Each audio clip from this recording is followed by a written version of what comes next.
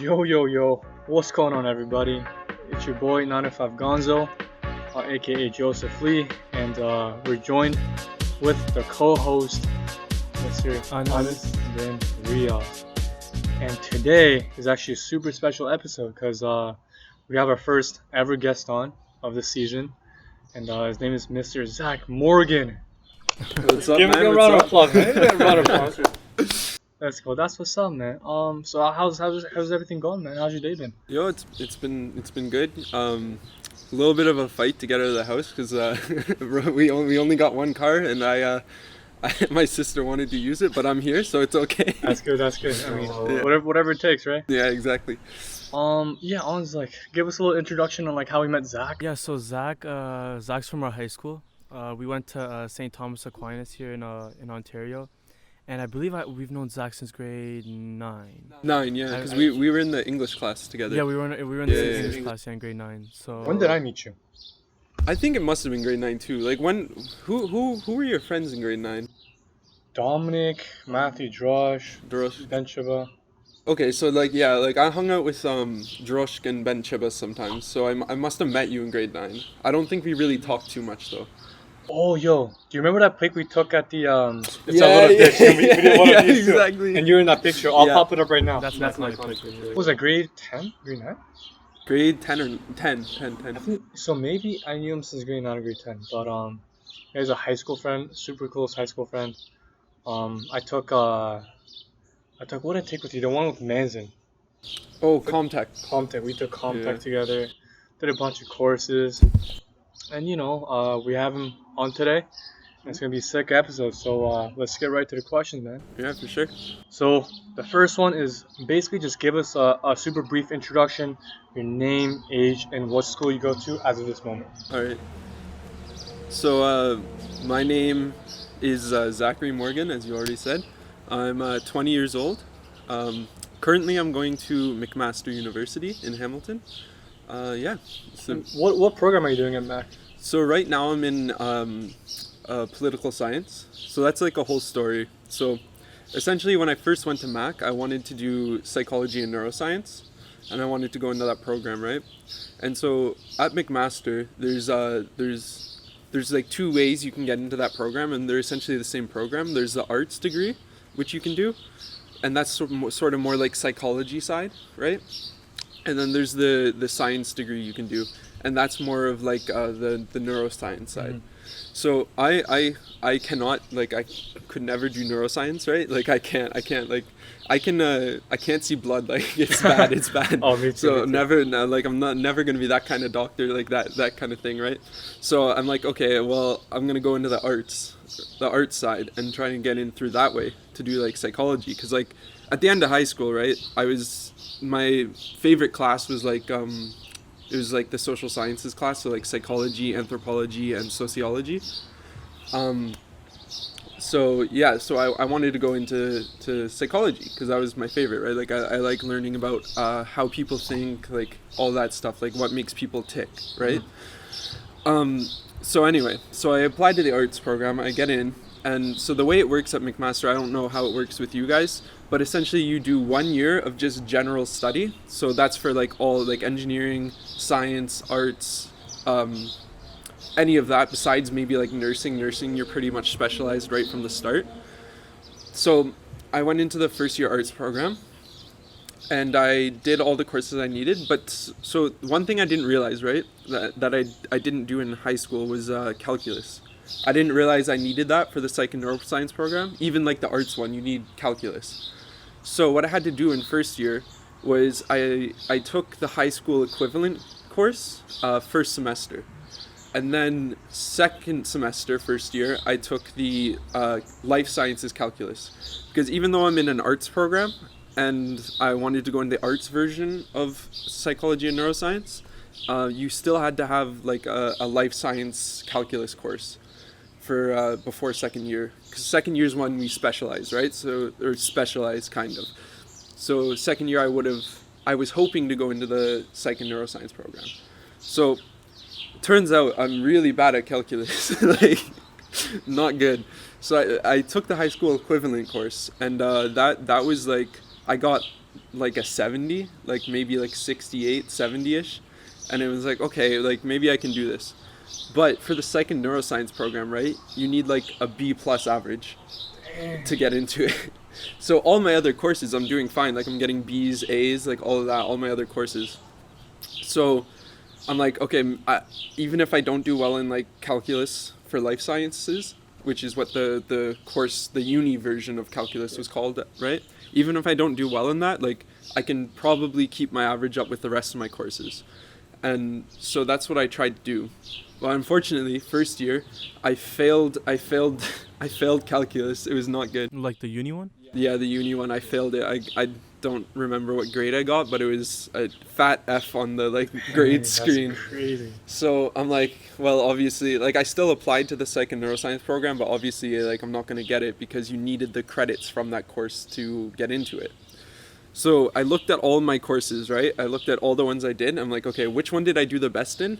I'm going to go into that one for second year. Like I'm going to apply to that program for second year. And then I will get like super high marks, or I'll try to get super high marks in all the classes I needed to take for that. And I'll retake calculus for life science and try and like pass it this time. And then if I pass it, right, hopefully like the plan was to do well in all of these courses.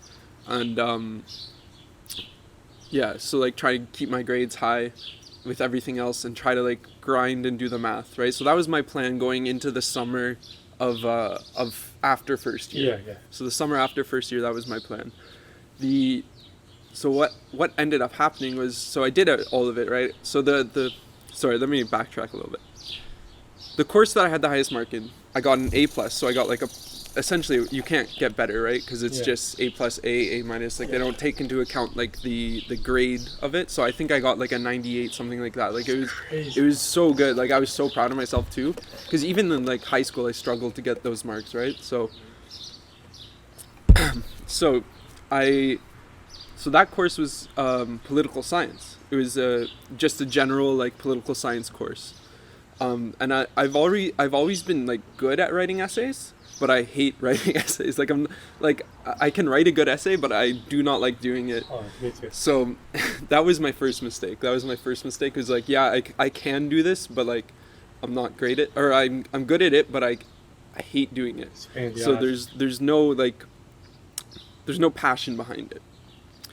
So political science is very like essay heavy program. So I went into that second year. And then like before second year started, my life started to kind of fall apart. I won't get into it too much here, but like I had a lot of issues like going on. So I was already going into uni with like second year uni with like a bad mindset, right? Like a bad like mental health wise, like I'm not doing well.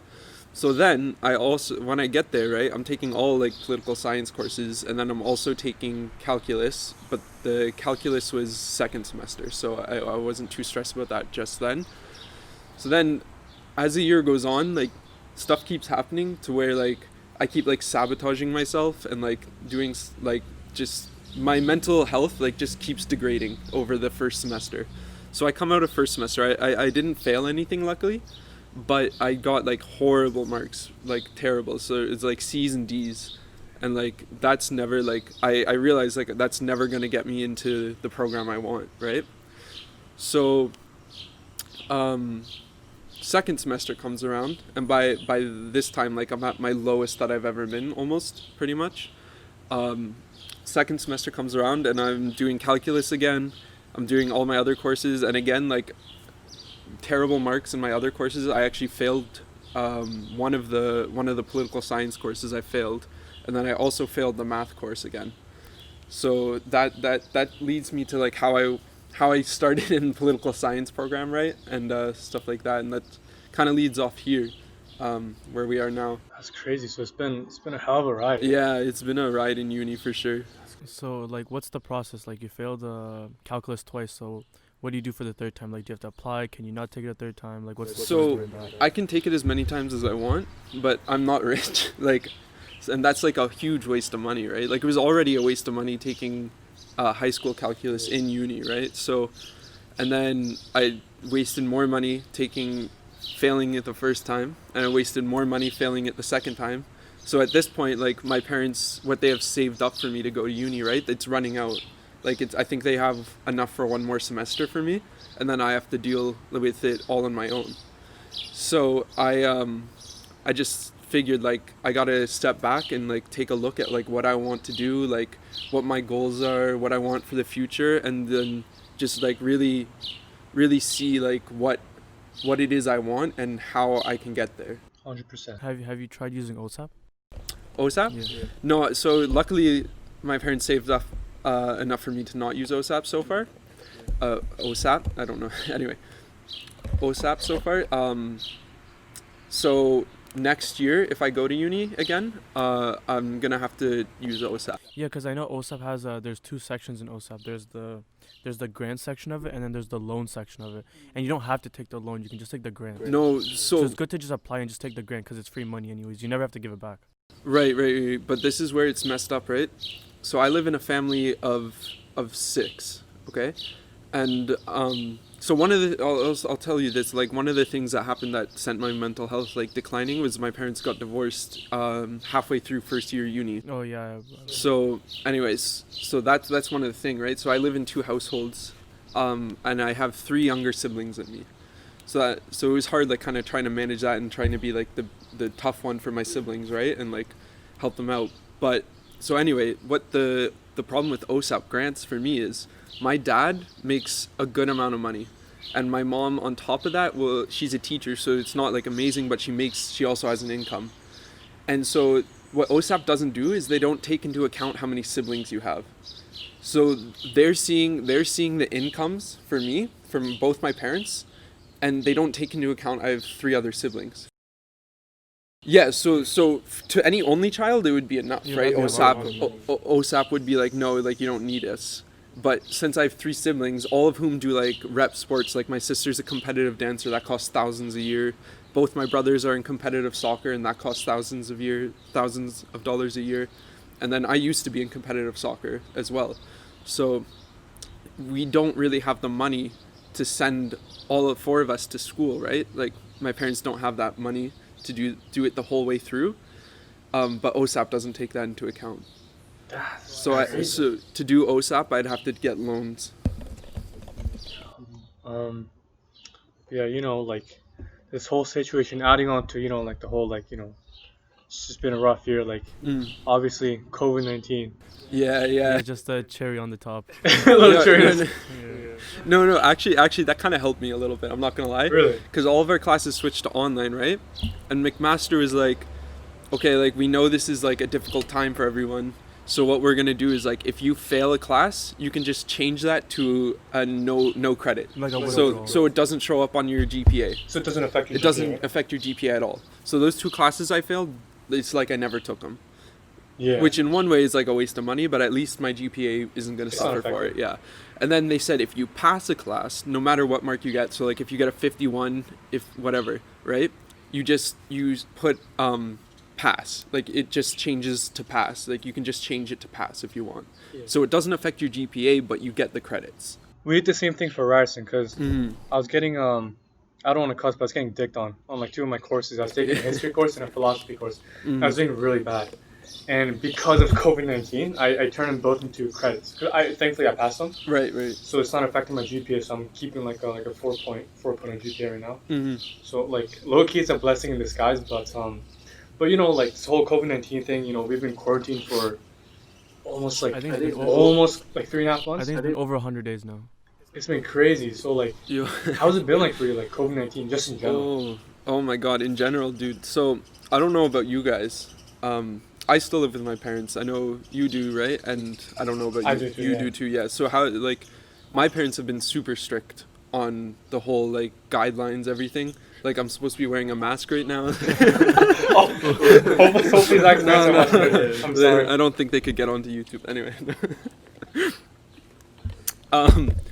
But yeah, so it's been tough. So, like, just recently, like, my parents started allowing me to see more friends, like, more often and stuff.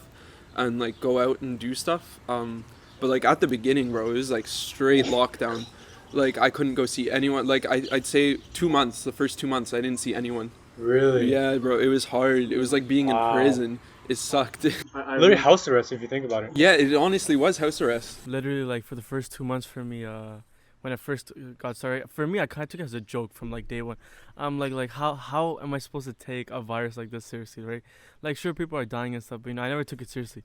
So I remember I would tell my parents like, oh, I'm going out for a drive. I'll be gone for like 2 hours because I need to like clear my mind, right? And they're like, oh, just stay in the car, don't go anywhere, right? And I would literally drive all the way to Mississauga and I would meet up with Joseph and I spent 2 hours with him. And my parents are like, well, how's your drive? I'd be like, oh, it was nice, it was nice. They're like, did you meet up with anyone? I was like, no. I mean, rules are meant to be broken. Yeah, exactly. No, that's the move though. Like even if you're like not sneaking out, like I went on so many drives just to get the hell away from my family.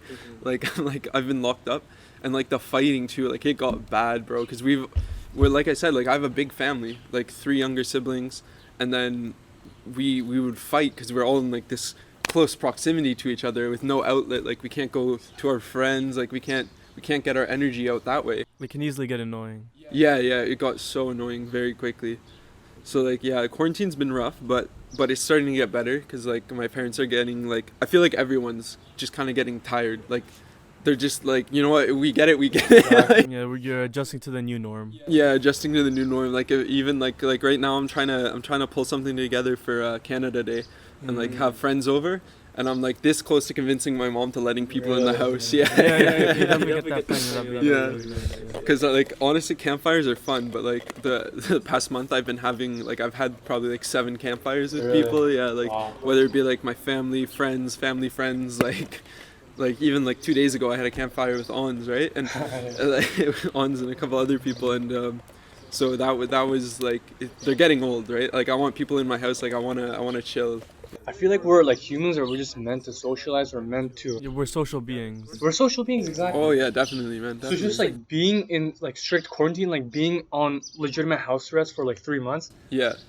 We're not meant to be like that, man. Yeah, it's no, just, like, exactly. Everybody's getting tired of it. Like, I feel like people are like, they just don't really give a shit anymore. They're like, I'm gonna go out, do my thing. Yeah. But my parents are also very strict. Yeah. So I don't like to meet with new people that I don't really like know if they're I don't know if they have COVID or not. I don't know what kind of stuff they've been doing. So like, I keep a close radius of people that I know, that I trust, and like one person I trust is him, because I know he's. Yeah, like if he's sick, like I would trust him to let me know, I'm feeling off today. Maybe give me like a couple days. Let's see how I turn out. And he trusts me that if I let's say I go to a grocery store and I start coughing, right? I'm definitely gonna say, yo, Joseph, let's not meet up. Give me some time just to make sure. Cause imagine the guilty feeling that I don't tell him. I go up to him and then maybe one of his family members gets sick, right? Yeah, exactly. So just because I want to meet up with him, I could actually destroy that friendship, right? Because then he wouldn't trust me anymore.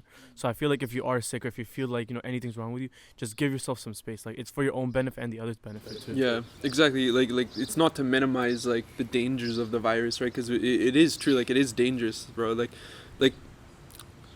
people don't realize that like a virus that's 2 times as deadly as the flu is a big deal. And the thing is like this virus, it hits the sweet spot because it's not so deadly that it kills people quicker than it infects people.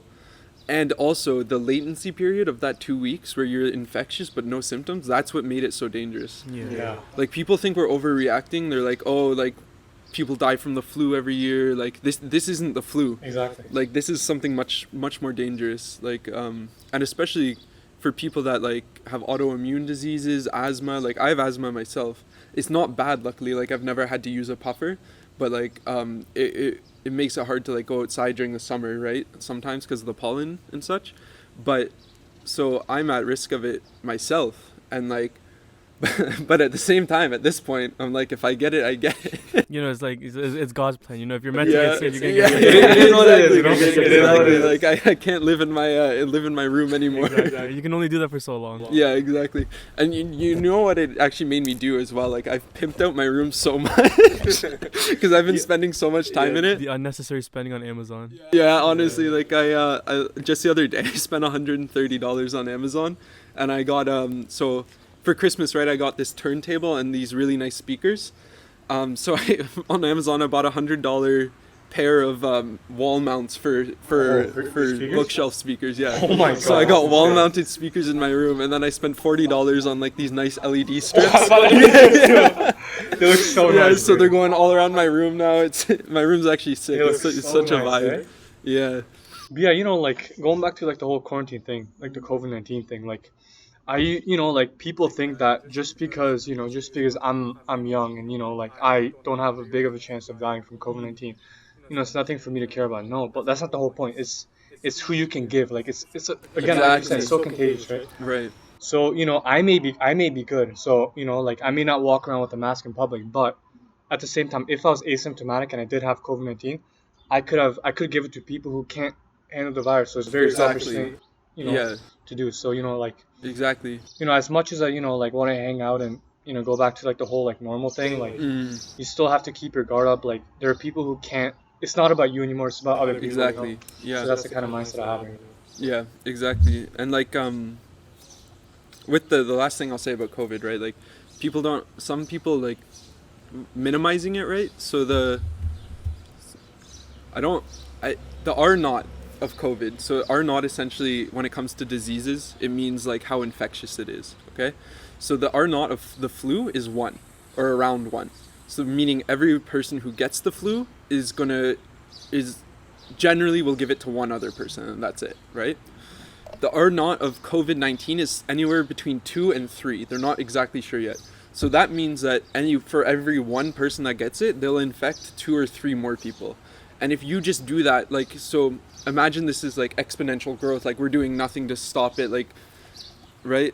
It takes about 20 infection cycles to infect the entire world. That's a really small number to get the entire world sick. Not to scare people, right? Because that infection number is pretty much saying everyone, like the whole population of the world is standing in like this one square where we're all standing like closer than 6 feet to each other, right? So it's not to like scare people like that. Like obviously it won't infect the whole world like that because there's like more rural places, stuff like that.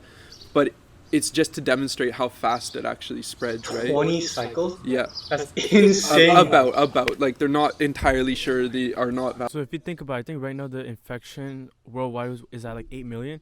So we're probably at like, so assuming there's 8 billion people, that means we're probably at like 2 cycles, 3 cycles maybe? No. So it's not so much real life, like what I just said, right? Like that will never actually happen just because of like the restrictions we've placed, the like whatever, right? So let me organize my thoughts here. So like the restrictions, where people live, like all of these are factors. That number doesn't really mean a lot to real life, because that number is if everyone in the world was standing in like however big of a square we would need land, everyone was just standing there doing nothing else, like not protecting, like not washing hands, nothing. Oh, so it's like a very isolated like situation. It's a very isolated thing, yeah. So it's not actually going to happen that way, but it just demonstrates how fast it spreads, right? Because it's exponential, right? So the flu, since it only has an R naught of 1, in that same situation, it will take 9 billion infection cycles for it to infect everyone, right? Because there's that many people in the world. But when it gets exponential, right? Like say you get it, you infect me, Jay Lee, your dad, right? And then me, Jay Lee, and your dad all infect 3 more people, and then everyone that we infected infects 3 more people, right? So it's exponential, like. Have you had any like family members or any like close relatives that did catch COVID-19? No, thank God, no. Actually, this story is kind of funny, but it's not. Anyway, I'll just say it. So, I was at a party, right, at McMaster. This was before like the lockdown, before everyone got scared, right?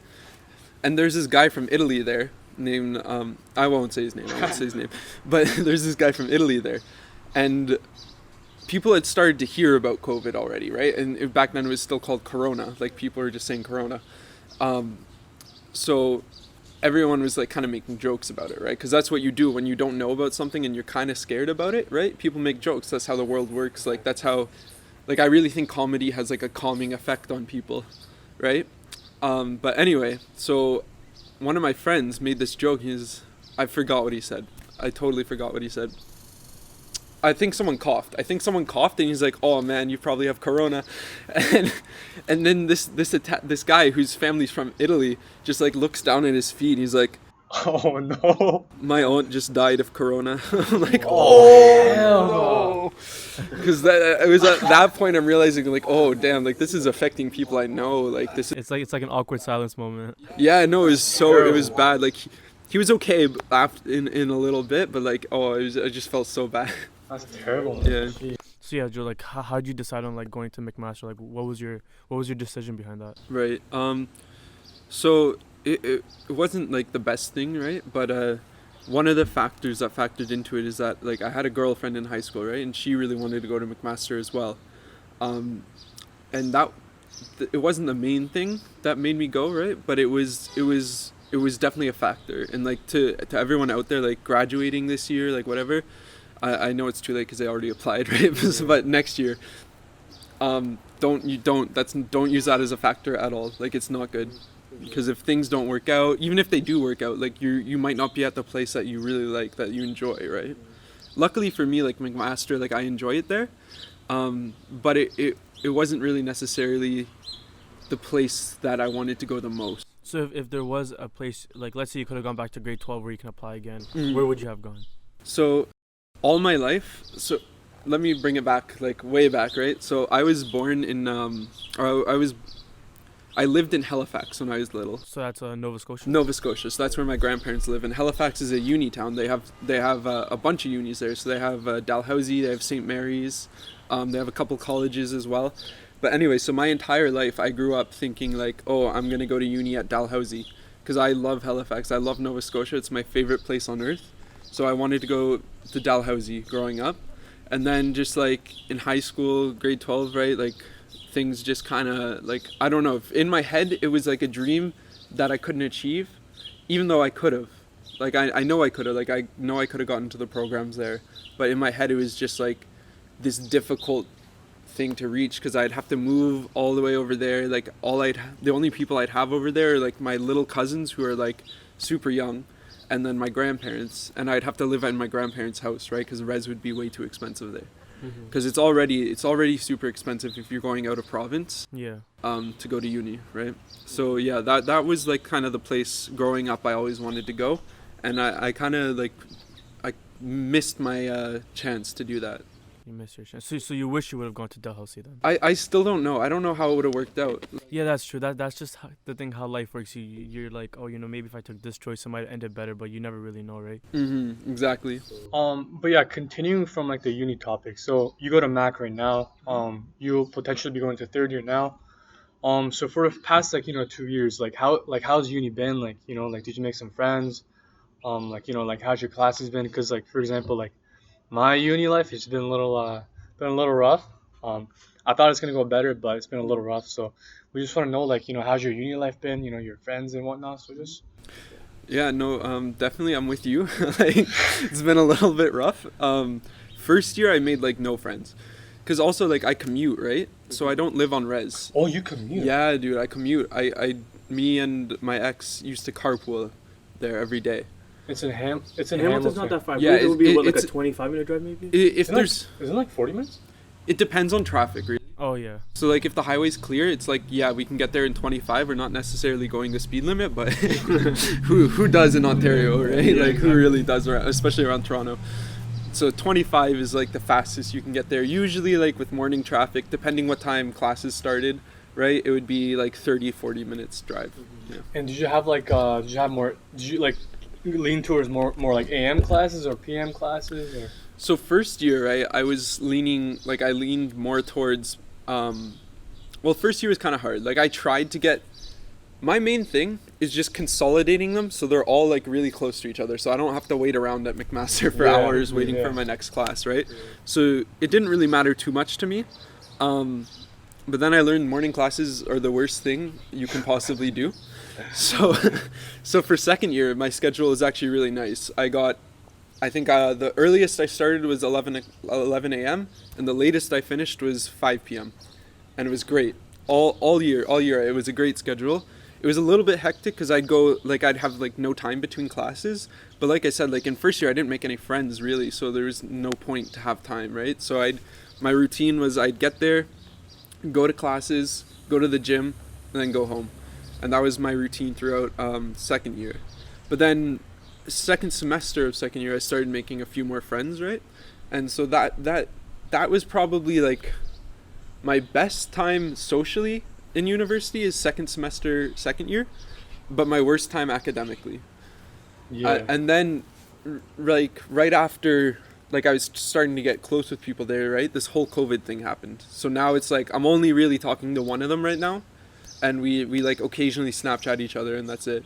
It sucks, eh? Like, Yeah.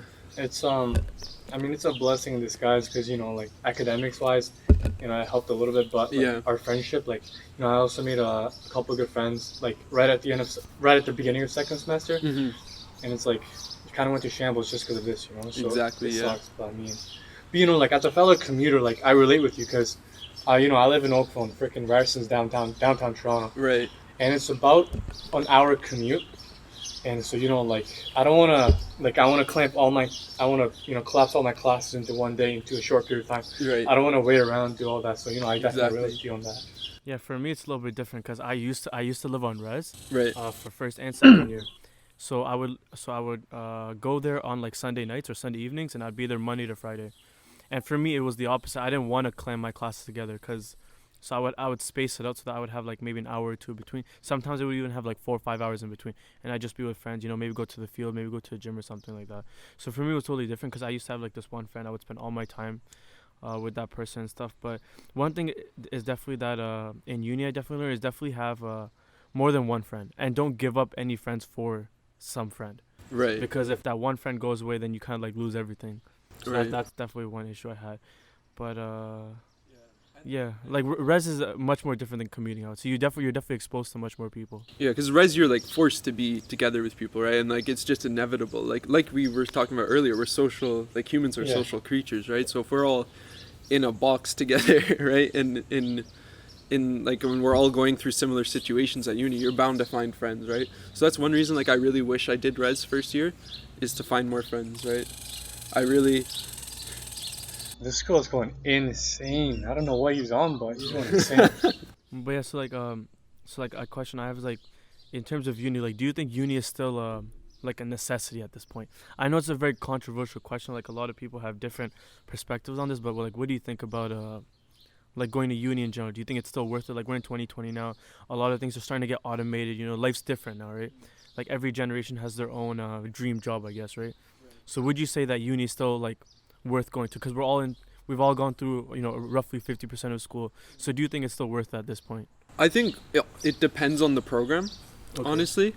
So like things like doctors, lawyers, like you're in computer science, right? Like you're in media production. Like uni's so helpful for that stuff, because you actually get a chance to learn so much about it, right?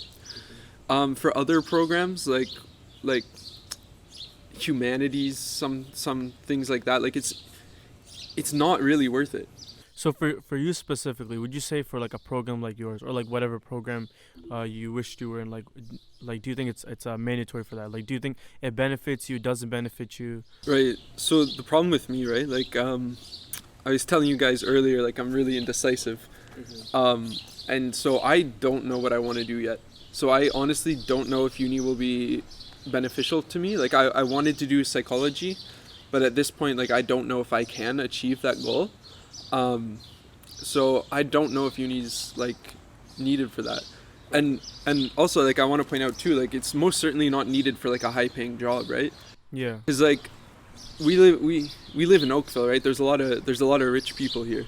A lot of like entrepreneurship, a lot of business owners. Yeah, exactly. And like I'd say like most of the people, like the people that I know that are like millionaires, none of them went to uni. Yeah, or like, most of them dropped out. Yeah, at some like my point. friends' dads, right? They like 99% went into construction. Yeah, and like construction's did a really that. big thing here. Yeah, like Lucas's dad. Lucas's dad, exactly. Like yeah. he went into construction and made a killing, right? Like, and like Dad does basements, and all right, maybe we should bleep the name in case he doesn't want to be on, but like whatever. No, I think he's okay with it. He was in episode 1. Oh We yeah. talked about swimming. Oh yeah, we talked. But yeah, so Right, anyway, so construction's yeah. a really big thing. So construction, right? And then like there's the option of colleges too, and like certain professions, right? College is way better. So like film, right? Like film school. If you go to film at like Ryerson, you can speak a little more on this because you actually go to Ryerson and you see people in the film program. But it's my understanding, right, that it's mostly theory. Like they don't do a lot of video production. Yeah, they do. Especially like first year, we did a lot of. I did like maybe 2 production courses out of 8, Right. and take that in like every other course is either exactly like you said theory, Yeah. or it's just it's very foundational stuff. But like as you said, like it's just very. And for you, you're in media like production, right? So you're like kind of producer, like kind of want to do that kind of thing. I want to be a film director. Yeah. A film director, okay, yeah. So what I was gonna say is like, in some cases, like colleges can set you up better for stuff like that, because like, I have a couple of friends that go to Sheridan for film school, and like the major thing there is that like from year 1 they're making movies. Like year 1 they're making movies, they're editing them, they're acting in them, they're directing them, like just so they can find out what they like. And every year past that, like it gets more and more intense, right? Like my friend who graduated this year, he made a feature-length documentary about the first gay commander in the Canadian Navy or something like that. And like that stuff's like you're doing real work. Like he got accepted to film festivals and stuff for that, right? And it's also the connections, because colleges a lot of the time have you working with like professionals in the industry, and those connections, especially in an industry like film and stuff, right? Like those connections are what make you. Exactly, make or break. No? Yeah, exactly. Yeah, 100%. Yeah, I feel like that's the one thing I probably don't like about uni is the amount of theory you have to go through. Because I swear to God, most of the theory is so useless. Disgusting. Like I'm in computer science, and like the theory is what makes me hate the program. Like even in CS, there's not that much theory. I guess it's like you guys say you don't like theory. For me, it's the math I don't like. It's just that like why do I need to learn calculus? What am I gonna do with calculus Exactly. in CS? Right? Like sure, there's these 2 courses I took. It was mathematical proofs and discrete math.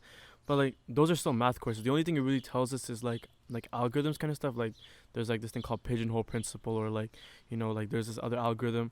And I feel like in the future a better way to learn CS is either don't go to school at all and just try to learn it by yourself, or have like someone who teaches it to you, or go to college for 2 years and then go to uni for 2 years. Because I swear to God, if you go to college for 2 years and you enter uni in the 3rd year, you'll probably be a much better programmer than the people that did programming in uni. Because how many by the time you're done 2 years of school, you've taken 20 courses, I believe, right? Because that's 5 per semester, so 5 times 4 is 20. And I've only taken 3 programming courses out of the 20 courses I took. So like it makes no sense for me to like go to uni at this point. And if you think about the top three like programmers in the world, like in terms of companies, is like Bill Gates, Mark Zuckerberg, and like let's pick the guy that founded WhatsApp, right? All these guys, or not the WhatsApp guy, we'll go with Steve Jobs, right? Like these guys are major companies. That's Microsoft, Facebook, and Apple, and all of these guys are dropouts, right? And now, like I know a lot of people say, oh, but Mark Zuckerberg and Bill Gates are Harvard dropouts. Sure, they're Harvard dropouts, but does anybody know where Steve Jobs dropped out from? Do you guys know? High school. Well, he went to a liberal arts college, but I think he dropped out like within I'm the pretty first. sure he dropped out of high school. Like I don't think he. I think he went to high school, but he went to like this liberal arts college, and I feel like he dropped out like really, really early. Like I guess people wouldn't even consider he went to college. And this guy, like, sure he's like rest in peace now, but Apple's like probably the top 3 biggest companies in the world, right? All from a guy that has no uni knowledge. Yeah, tech companies for sure. And Bill Gates and Mark Zuckerberg, they went to Harvard, but the only difference between them and someone like me or someone else is that they're just hard workers, right? You don't have to go to Harvard to make a big company. You just need to have the drive and the passion, right? So I feel like for CSY specifically, I feel like going to uni is almost a dumb choice at this point, because like what are you really learning at uni? Like if you're a CS student watching this, ask yourself seriously, did you really gain anything from going to uni in the first 2 years? Not really. Going to uni for a CS, I feel like it's only for connections. So I feel like if you don't get into a good school, then honestly, just go to college for 2 years, learn hardcore programming for 2 years, and you'll literally be a way better programmer than you could ever imagine to be in the first 2 years. Like, I know people who are going to third year now. And when you go into third year, it's when you're like, I want to kind of specialize now. I know people who are still like, I don't even know how to write like a simple code, right? And I'm not gonna lie, I'm one of those people. Like, I still find coding extremely boring, and I'm like, dude, what is this? But then people are just like, it's a well-paying job and stuff like that. So I just keep my head down and I keep going. Right. Yeah, so like at the end, like it really depends on like what kind of program you want to get into, what kind of stuff you want to do too, right? But getting into that kind of stuff, like, so I know you said you are an indecisive person, but if somebody came up to you, put a gun to your head and said, Zach, in 10 years, what do you see yourself doing? Right. What do you say? I would say, honestly, at this point, like, woodworking. I really enjoy that. Like, it's something that's...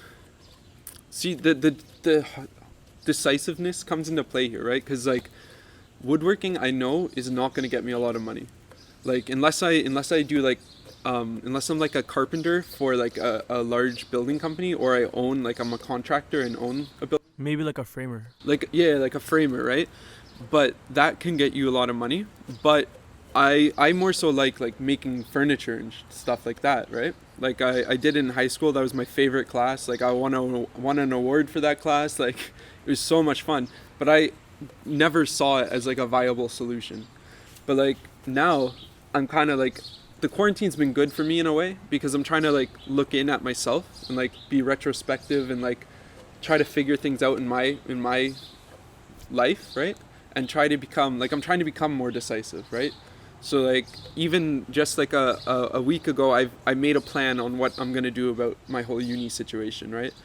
And so I'm trying to become more decisive in that way.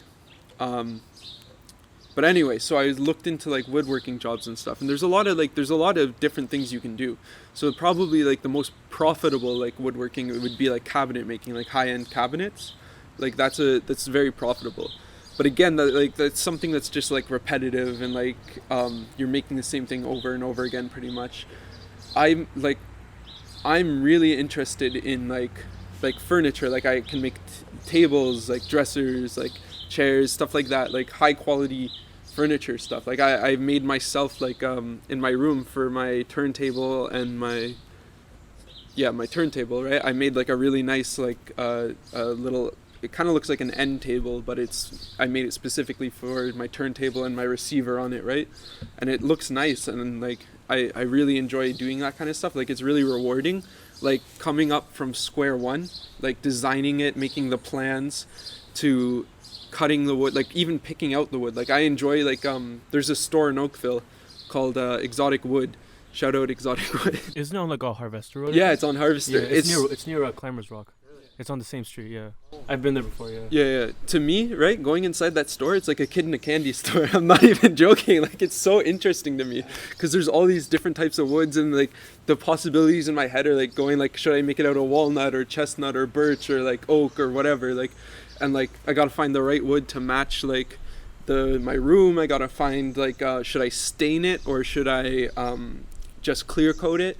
Like all that kind of stuff. I have to, and like going through the different types of woods, like there's different thicknesses, there's different like strengths, right? Like pine is super light, but it's also like really easy to scratch and damage because it's so light.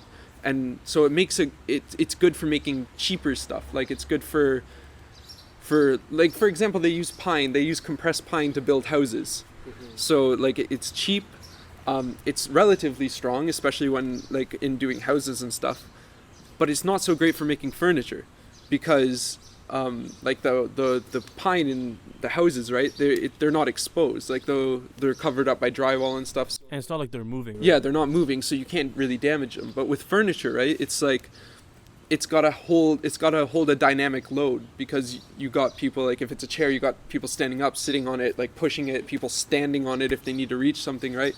So pine's not so good for that, because it dents really easily, scratches really easily, and stuff like that. So it's like, I could go on for a long time, but there's like a lot of complexity to it, and that's what I really enjoy. Like I really enjoy that. I feel like it's like the best case scenario is like your hobby becomes your job, right? Right. So I see you're so passionate about woodworking. So I feel like if you were to pursue that, I feel like most people who whose hobby becomes their job end up becoming way more rich. That's right? what I'm saying. That's Like what if you think about it, like this is kind of like an extreme example. Let's say like athletes, right? Like these guys wanted to be athletes, right?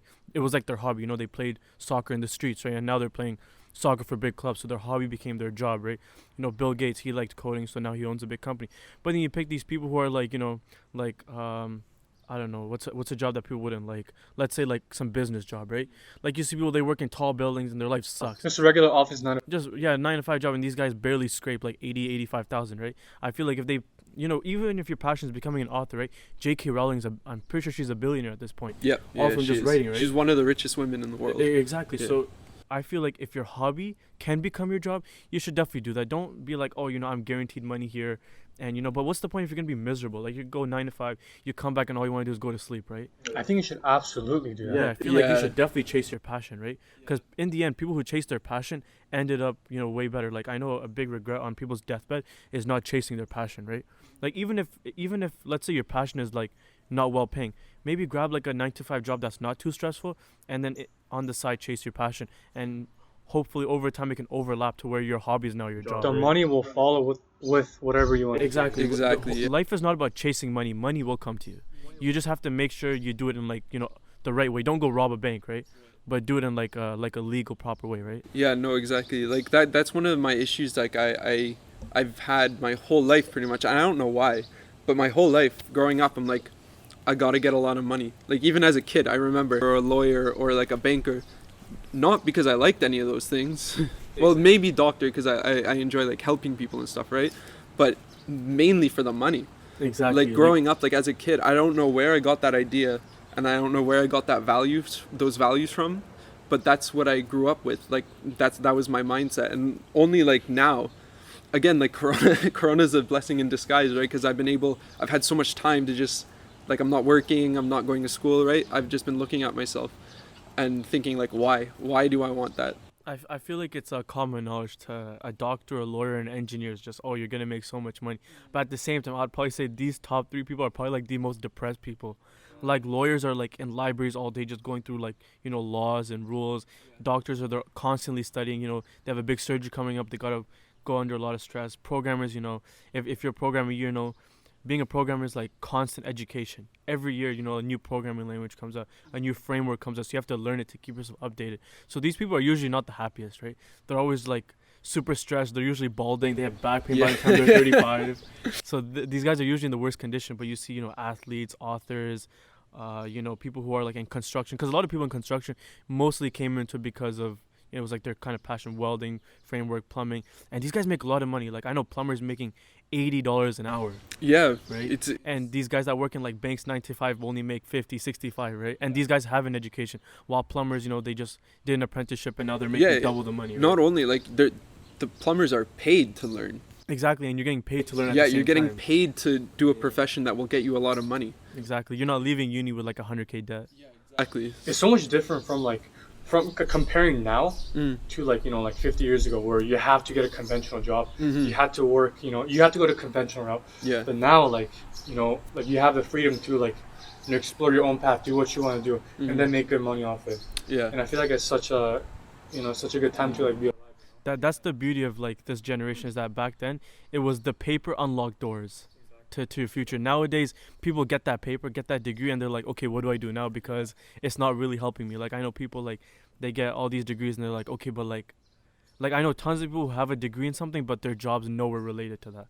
So in the end you can clearly tell that we're in like this phase where unis at one time might become not the best option depending on what your career is. Like, of course, being a doctor and a lawyer, you have to go to school. You can't open YouTube and, become a lawyer and a doctor, right? Sure, you can get some knowledge, it can help you, but you're not going to get licensed by that, right? Yeah, exactly.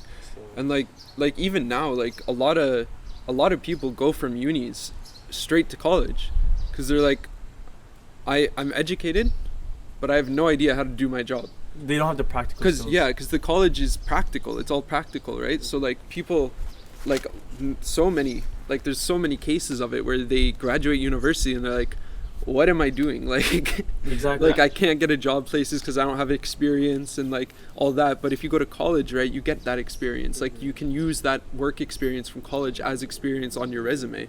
Whereas uni, you're learning about it, right? And it not to just devalue it, like it is a very valuable thing, university, right? But it's not like the above all be all like it used to be. Yeah, I feel like one of the unis that probably lacks the most in that situation is probably U of T. Like I know tons of people that are like, oh, I'm gonna go to U of T. I'm gonna get like that amazing piece of paper, and it's gonna unlock so many doors for me. But I know, like these guys, like every uni has their own co-op system, right? But U of T is just so difficult. Like I think none of my friends got into co-op and they're like, dude, this school is such a waste. Like it's terrible. Like I know people in architecture, even in life sciences, they're like, oh, I'll just go to U of T. I'll be in their health science program or whatever, like medical science, and I'll just automatically get into their med school. But nah, it's totally different. Like U of T like rips you to shreds. Like they're even nicknamed U of Tears, right? Like University of Tears. So like it really literally destroys you. Like even like my neighbor, she's in it, and I think she switched programs like 3 times because she's like, dude, like you have to take a major and 2 minors. Like You have to. yeah, they have like this rule where you have to take either double major or a major with 2 minors, because 2 minors equals a major, something like that. Well, that's some pretentious like. Yeah, like I know people that they did 2 years at U of T and they're like, dude, it's not worth it. We're moving somewhere else. I see whole Reddits where people were like, dude, do not go to U of T. Like it's not worth what it was like 20 years ago. Like before, if you went to U of T 20 years ago, you were like, oh, you went to U of T, checkmate, you won, right? But now it's like big companies say, dude, you don't even need a piece of paper anymore. Just have the knowledge, pass our like entrance exam to show that you actually have the knowledge, and boom, checkmate, I have a nice paying job. You know what I just like kind of thought about just as you were saying this, right? Universities are kind of turning into like brands in a way. It's literally like a pyramid scheme at this point. It's almost like a brand, because like you got people buying like brands that, like Apple, for example, right? They're expensive because it's Apple, not because they're any better than the competition. Exactly. And it's the same things with universities, right? Like it's U of T is expensive, Queens is expensive because you get a diploma from Queens and U of T. Mm-hmm. And it's like when you can go to another place and just be like either better educated or just as good educated, right? Mm-hmm. But you don't get that recognition that you get from those schools. It's just that like saying, oh, I have an Apple phone compared It's to like a brand Samsung. name. Yeah, it's a brand name at this point. Exactly. I feel like that's really bad. I actually didn't think about it like that at this point. Yeah. That's actually really smart. Dang. But we'll go back to the COVID-19 thing, because it's just been crazy. But like people, the WHO, they're saying we're going to be testing vaccines hopefully this summer, human trials and whatnot. Like, do you think this thing's like a hoax? Like, do you think this is like, do you believe in all the conspiracy theories? Okay, I'm gonna get into this because like, bro, bro. Quarantine, right? I've been bored. I keep going on to this is bad for my health, but I go onto YouTube videos about COVID and I see all the comments of like the anti-vaxxers and I just get into it with them. Like, I'm so disrespectful. Like I spend like hours arguing with them online. Yeah. But anyways, so a vaccine is not going to be ready by the end of the summer. It's not going to be ready even by next year probably. But like people are saying like, oh, like it takes decades to do vaccines, to make vaccines, and they're right in a way. But the thing with COVID, right, is that COVID is a branch off from SARS, okay? It's like COVID-19. So SARS is actually it's a COVID, right? It's a coronavirus. It's a coronavirus. Yeah. There's a coronavirus. Coronavirus is just like a specific type of virus. It's like how we classify like animals or like different species and stuff, right? So coronaviruses, mainly SARS, because the SARS was like a big scare back like a while ago. Like in 2004. 2004, I think there was an outbreak in the 1980s as well. So we've been working on a vaccine for this type of coronavirus like for years. Like 15 years now. Decades. 16 years now. Yeah. 16 years, yeah. And we still don't have it, right? Right, we don't have it for SARS, but that's because SARS kind of died out. Like you don't hear a lot of people. But it's still out there though. You could still get SARS hypothetically. You can still get SARS, but it's not a huge problem anymore, right? Because it kind of burned through the population, and SARS was one of those things where it was too deadly and not infectious enough, so it kind of burned itself out. right? But SARS and COVID are very similar coronaviruses. So the research that we've been doing on SARS for these past years, most of it applies to COVID. Most of it applies to COVID-19. And so the reason that we can expedite the vaccine like production so much, like research and development and everything, that's one main reason, right? We already have so much research on a similar coronavirus. So we already have that. Secondly, it's become a pandemic, and the worlds are like, everyone's locked down, like people are locked down, right? And we want to solve this. So in the past, it hasn't been a global effort on a vaccine. Like we've never seen such a global effort on a vaccine like this, on this scale before, right? So we have essentially all of the world's governments who have the resources to, pumping money into the production and research of this vaccine. So because of those two things, right, we're going to get the vaccine a lot sooner than we would other vaccines. Okay, yeah. And I see all this stuff about people saying like, oh, you can't make a vaccine that quickly. Like, I don't trust it. Like, have you seen the stuff about Bill Gates trying to chip people? Apparently they're like, he's in on it and stuff Yeah, like that, yeah. It's the dumbest thing I've ever heard. They're like, Bill Gates wants to get this vaccine out so he can put a microchip in you. We talked about that in episode Yeah, 2, yeah. yeah, did you? Yeah.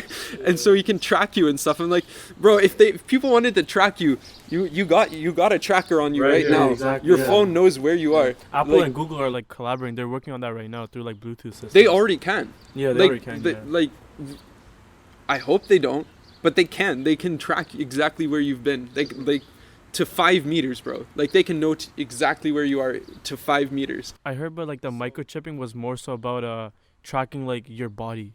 Your body, really? So like insurance, like for example, an example would be like insurance wise. So like life insurance, right? Like let's say you say I'm not a smoker, right? But that microchip can show, oh, looks like your lungs show that you are a smoker. You're more you have more blood clots and stuff like that. So that's why I heard that's what the microchip was more so about, because it's tracking you physically. But like getting a microchip would track, are you sick? Do you have COVID? Do you have SARS? Do you have this? Do you have that? So I feel like that's what the microchip was more about. Okay, so here's the second part of that, right? Because I heard that argument too. Mm-hmm. So unless the COVID-19 vaccine is like this big epidural that they like have to put into your spine, that microchip's like, it doesn't exist. Like, it can't. It physically cannot exist, because it would need a battery to run off of, which since it's doing that tracking and sending it out, because some microchips, right, they don't need a battery, like the RFD chips in your like debit cards, right? They don't need a battery. It's just something else recognizes them. Mm-hmm. But since that microchip is supposed to store data and collect data, it needs a battery. It needs to get power, and no battery that could fit, like, there's no battery that could fit in the end of a needle. First off, a microscale. There's no battery that could run anything for any significant amount of time, especially if it's doing all of that, like tracking everything, like all of that. Like, it's just not possible. And secondly, the chip is also not possible. Like, it cannot fit in that small of a thing. So like I said, unless it's this massive needle that they're giving you, this microchip thing's not real. Debunked right here. I heard the 5G towers also play a role in that too. Yeah, apparently the chips are supposed to connect to the 5G towers or whatever. That's awesome. Like, what? Can you debunk that for us too? I feel like it's definitely a reach. No, this is, the chips in the arms is not a thing.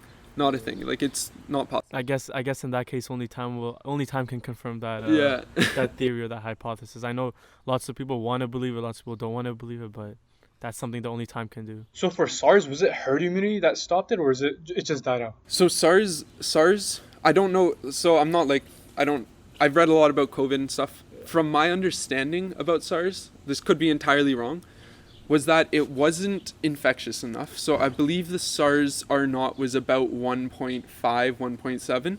Okay. So it's not as infectious. The symptoms, right, started a day or two after you got it. So as soon as you got it, you knew you had it. So do you guys know what contact tracing is? Yeah. So that made contact tracing really easy, because as soon as you got it, you knew it had only been like a day, and you could go back and recall, like, within a day, like, who were you talking to, like, who did you come in contact with, apparently, essentially, right? So that, and then also it's longevity in your body. Like, it either burned through you and you were okay, or it killed you. And it wasn't very slow. Like, it did it pretty fast. Like, people got over symptoms in a couple of weeks, like, and stuff like that, right? The thing about COVID is that there's that two-week period to where you don't have symptoms, but you are infectious.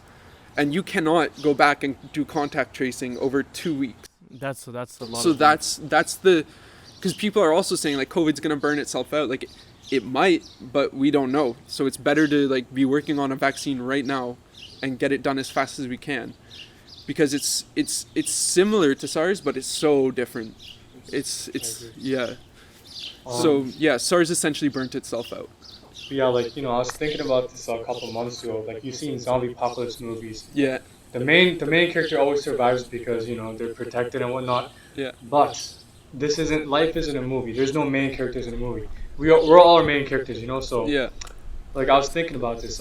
If this virus was a scale like a zombie virus, where you catch it, you become zombie, and it becomes an apocalypse, the whole world would be done right now. Oh yeah. Oh yeah. We'd be done right. Like, the way like the governments handled it, like especially our government, the states and whatnot. Like, I don't think they did an adequate job, because, like we're talking about contact tracing earlier, and countries like South Korea, where I'm from, they did a very good job. They did a very strict job on contact tracing, and they managed to get like the numbers down to like 2 digits in a month and a half, 2 months maybe. Whereas right here it's been 3 months and they're just beginning contact tracing. So the thing is, right, like, it's hard. I feel like Canada has done a pretty good job, right? A pretty good job at shutting everything down. Like we were not the fastest, obviously, but we were pretty quick on the response. America's done a terrible job. Like, they can catch a fat all over there. Yeah, they are doing horrible. And that's okay. I'll continue on this and then I'll say something else afterwards. But so essentially, like, the cultural differences, right, and like even like geographical differences from Canada to South Korea is so different. And correct me if I'm wrong. I think I might be wrong. But did they had a mandatory app, right? They did, yeah. Yeah, so that's something that wouldn't fly in Canada. Yeah, it's because the privacy settings there are way different. The privacy is way different. So that app saved lives for sure. Like, South Korea, like, that was a good thing in South Korea. But people in Canada don't have the trust in their government. So it not enough people would get the app in Canada, essentially. They're developing one for us. I know they are. But people don't have the same trust in our government, so not enough people are going to get it, right? I feel like maybe if I don't know if you guys would think, but I feel like if Canada said, give up somewhat of your privacy for a certain amount of time to make this go by faster, I feel like I would. But I would too. But I would definitely read through, are they going to store data? Like, let's say they track us, right, for like a month, let's say. Like, are they going to use it against us? Let's say I go to your house, I go somewhere else, somewhere there. Are they going to like track my habits and give me ads accordingly, for example? I feel like you would have to read into that. Yeah, exactly. So like it's really difficult with that, right? Because people just especially in the Western world, like, I can't speak on South Korea or like those places, right? But people in the Western world have an inherent distrust of their government, essentially, right? Like, half the population hates the liberals, half the population hates the conservatives. So whoever's in office, there's going to be that level of distrust there. So something like that contact tracing app, even if it's put out, our laws, right, mandate that they cannot force you to have it. They cannot force you to have that app on your phone. So what would end up happening is a certain portion of the population would get the app. Like, I'm still unsure if I would download it or not, because I don't know. So a certain portion of the population would get the app and it wouldn't really do anything. Like, because for an app like that to be effective, everyone has to have it. Exactly. There has to be a really, really, really big plus side for like everyone to download. Like, they have to convince us, I guess, in a sense. If only half of people get it, it's only going to work for half of people. And even then, like, it doesn't really work, because then if you come into contact with someone that doesn't have the virus, they'll never know. And then they'll spread the virus. In a sense, it still fails. Even if only half the people have it, it's still completely, it won't work still. It still fails. You need 100% participation, or like 90% participation for that to have an effect. So I guess we did the best that we could. Yeah, with the rules that we have in place. I think Canada did a pretty good job. Like, we shut down the border to America. That was the biggest like that was plus. the best decision. That was ever. a huge plus decision. Like, we shut off connections to all countries. Like, we'd only bring back people that were already out of the country and needed to come home. Like, and there were only citizens to it. Only citizens, yeah, exactly. And we weren't letting anyone in or out. Like, and that decision to go that far, that quickly, helped a lot. It definitely helped a lot. Even the other provinces, like Ontario itself, has done okay. But the best has been New Brunswick, because they're closed. You cannot get into New Brunswick. Isn't New Brunswick like an island? No, it's oh, I'm so bad at geography. I don't know the eastern coast. All I know is that I have to drive through New Brunswick to get to Nova Scotia. So it's not an island. It's I think it's attached to like the southeast coast of Quebec, right? It's like attached to it. You have to go to Quebec to Yes, okay, I believe so. Yeah, okay, so it's not an island. I believe Nova Scotia is an island. Nova Scotia is PEI is an island. Nova Scotia is a peninsula for most of it. Yeah. But anyway, so New Brunswick, no one's in, no one's out. They have cops at the border. You cannot get in. I think recently, I think they opened it up to family of people in New Brunswick. Mm-hmm. But yeah, you cannot get in. You can't leave. Like, the whole province is on lockdown. Only essential services, only like truck drivers with cargo and stuff like that. Yeah, people keeping the get country in and going, out. right? And I'm not 100% sure, but I don't think they have any cases there right now. Yeah, I believe all the eastern coast, like, they have almost zero cases. I know Nova Scotia has a few cases, but they also did really well, because at first they're like no one in or out. Same thing as New Brunswick. Now they're kind of relaxing it a bit, but even if you go to Nova Scotia, you have to quarantine. You have to social distance yourself for 2 weeks before you can go out and enjoy normal life there. So it's not even like they're still doing stuff. Yeah, I think that's one of the main reasons people still haven't traveled overall yet. Because they're like, oh, I'm going to travel to, let's say, anywhere in the world. Let's say South Korea, anywhere in Europe. You're like, I'm going to go, but that means I have to quarantine for 2 weeks there and 2 weeks here. So automatically your month has gone to waste. So let's say you were planning to go to somewhere for 1 month. You probably have to extend it to 2 months now, or 3 months maybe, just so you can get like the feel for going there. So I feel like that's one of the main reasons people haven't traveled yet. Even my family, like, we wanted to go visit my family on the East Coast, right, in Nova Scotia, but we couldn't because of New Brunswick. Like, we'd either have to go drive up through the territories and over. Oh, that's terrible. Or we'd have to go down through America and over, but which we can't, because I'm pretty sure the border's still closed, right? It's still closed. Yeah. So we can't do that. So like, that's another reason. It's like places, or we'd have to fly, but that's expensive because we have a big family and we can't fly there, right?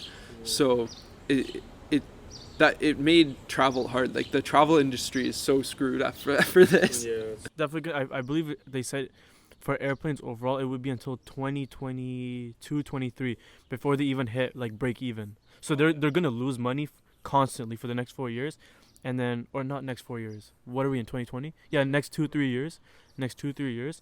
And after that, they're going to break even and then start making profit. Yeah. That makes me wonder, like, life isn't going to be normal, like, back to what it was before. There's going to be a new normal. It's going to be new normal, yeah. I'm wondering, because in like Japan, like, the face mask was like a fashion statement, right? I'm wondering if that's going to be like more so here too. I'm convinced that it could be. Yeah, I think it could be, like, even after the virus scare is gone, I think that might become like a part of our fashion here as well. Mm-hmm. Like, China and Japan have that as fashion because of like China with pollution and like a couple like the SARS virus, that outbreak there, right? Like, I feel like that put it in like the public culture, like that the face masks were just normal. And so now, like, I feel like that's going to happen here too, where we're wearing face masks for fashion rather than function, Yeah, I agree 100%. Mm-hmm. You have any more questions? I'm done with my questions. I'm pretty much, that's pretty much it. That was an hour and 11 minutes now. Yeah. Nice. That's fun. That's fun.